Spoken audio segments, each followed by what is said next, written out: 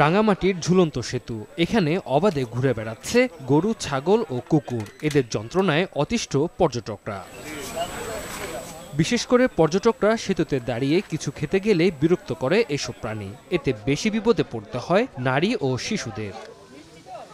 সিঁড়ি, রাস্তা, পর্যটকদের বিশ্রামস্থল থেকে শুরু করে ভাসমান দোকানের সামনে এদের অবাধ বিচরণ দেখে মনে হতে পারে এটি কোনো বিনোদন কেন্দ্র নয়, যেন গোচারণ ভূমি। জেলার পর্যটন শিল্পের আইকনিক স্থানের এমন দশায় হতাশ দর্শনার্থীরা। ঝুলন্ত ব্রিজের উপর যে ছাগলটি, এটা তো থাকা উচিত।